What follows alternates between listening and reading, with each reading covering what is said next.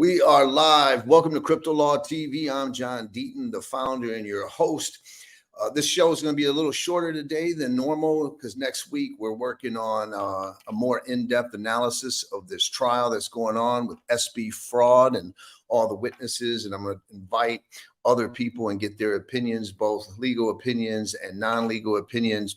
But I wanted to put something out first because of this narrative that's been produced by Michael Lewis and his book that everyone is talking about. And it's really a book of fiction. It's certainly not reality. And we're going to talk about that. But before we do that, let's just do a quick synopsis of the timeline that we're dealing with. And I want to make sure I get the dates right. So, remember, FTX is out there. They're naming they're naming arenas from them. Sam Bankman-Fried is acting like crypto savior. He's going to save BlockFi. You've got Mr. Wonderful out there saying the only place in crypto that's safe is FTX. And behind the scenes, there's much different reality taking place. And then on November 2nd, there was a document of the balance sheet of Alameda and CoinDesk, I believe it was, that broke the news and produced an article. And we learned that balance sheet, if I can get this straight here, was that it was really all about their entire asset was the FTT token. We're talking about like over $3 billion in unreleased FTT tokens on Alameda. And then they had FTT collateral at another couple billion. So when you talk about all these billions that Alameda is worth, you're talking about a token that they made, basically a pre-mined token that they created and released to the world. And of course, that token got up to like $50, but soon it became worthless. And so what we learned is that Alameda's entire foundation was based on the token of a sister company created out of thin air. And that was on the 2nd. On November 6th, because of that article, CZ of Binance says, look, I'm just going to sell the FTT tokens that I own. And he owned, at the time, it was worth $580 million. And immediately from that response, we had Caroline Ellison saying, oh, we'll buy your tokens for like $22, which signaled that they couldn't let it get under 22, which then, of course, brings on the short sellers and creates panic. And then you get a bank run. Now, if you had a bank like Custodial Bank that we talked about in the past, where it's going to be over 100% reserves, a bank run isn't ever going to be a problem, because if you have all the customer funds 100% reserved and all of those customers want their money at the same time, you're going to be able to survive any bank run. But when you are a house of cards and all of your wealth is built on a made-up token, and you're using the real money that comes in from customers to invest and to give to politicians and to buy access and to make deals with stadiums and to give Mr. Wonderful his $15 million. When you're doing that with the client customer money, then it is a house of cards. And then that's what happens. And so the bank run took place.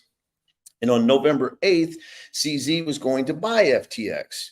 And then in only less than one day, CZ looks and sees that we're not talking about a $1 billion hole. We're talking about an $4 to $8 billion hole that can't be made up. And then on November 11th, you basically have the bankruptcy that was filed. Okay, so that's sort of the backdrop. In the meantime, there's this author who has a front row seat to all of this taking place. And Michael Lewis is with SBF and he's watching this. So when we're anticipating his book, you're going to think, wow, this guy saw a front row seat to the implosion that took place. He's going to really be able to give us the goods. And instead, what do we get? We get a fairy tale. And that's the only way I could describe it. And what he says, he says that he sees his book. I want to make sure I get it right, is a letter to the jury that he believes that SBF did not knowingly steal customer money, that SBF is not the same as Elizabeth Holmes, and that it wasn't a Ponzi scheme.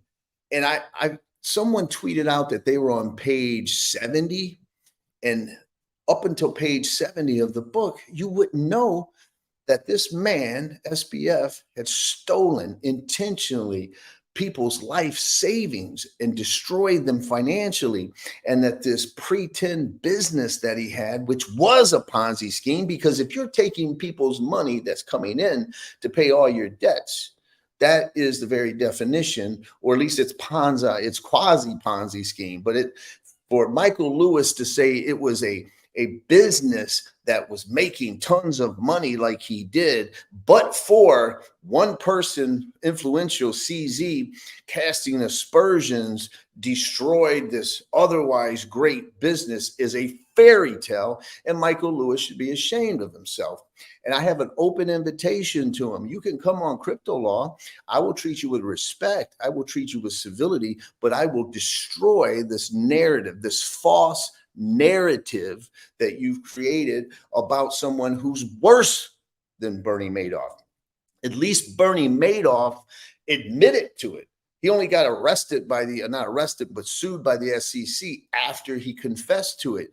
You got a guy sitting in court today who thinks he can still pull off that he's going to charm everyone, and that your letter to the jury was effective and it reached those jurors, and that it all just got away from him. It all got so big, so fast, and he wanted to save the world and cure cancer and everything else that he was going to accomplish, become president of the United States, all of those things, right? It all got ahead of him, and he's sorry.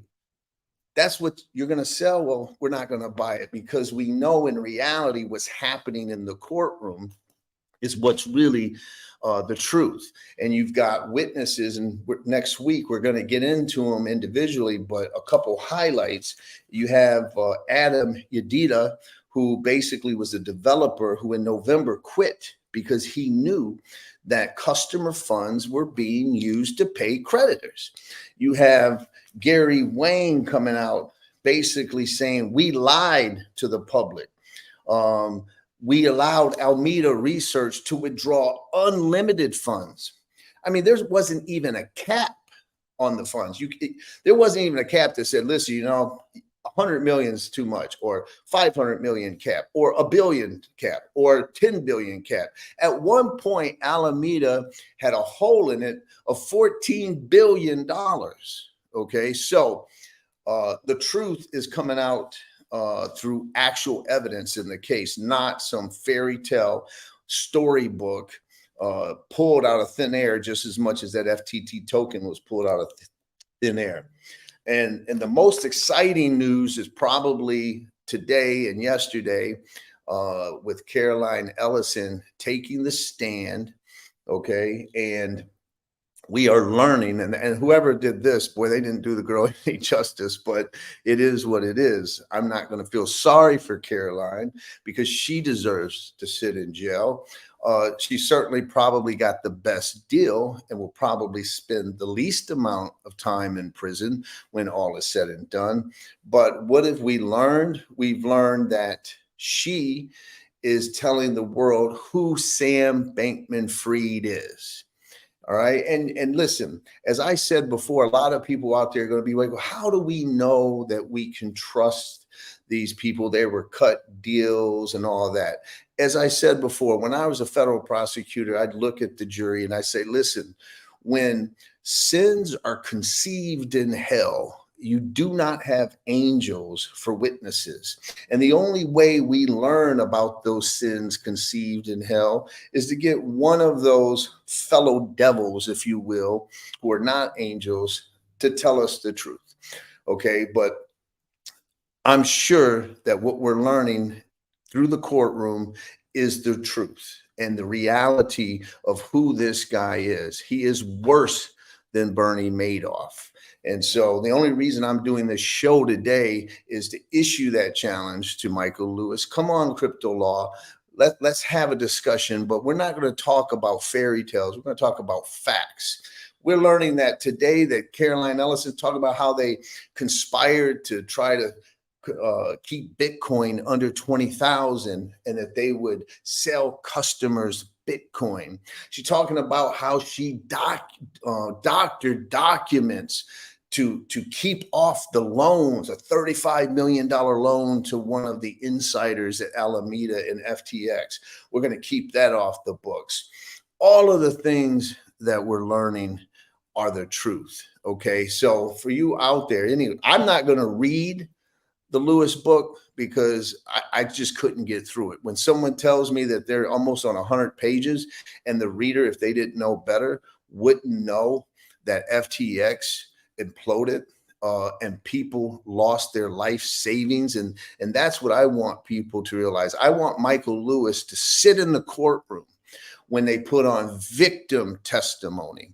And I want him to hear how someone, it could even be an employee of FTX who believed in Sam and believed the bullshit that Sam was promoting and left a job and had his life savings on the exchange itself because he wasn't high enough up there to know what's going on, and how he's ruined his family's finances, and it will take decades to recover. I want them to learn how someone convinced themselves, whether it was a bad decision or not, to put all of their life savings on FTX and believe in this guy, and how they're ruined forever. I want them to learn about people who thought about committing suicide or did commit suicide because they were financially ruined and humiliated with the fact that they had made that poor decision and believing in this clown.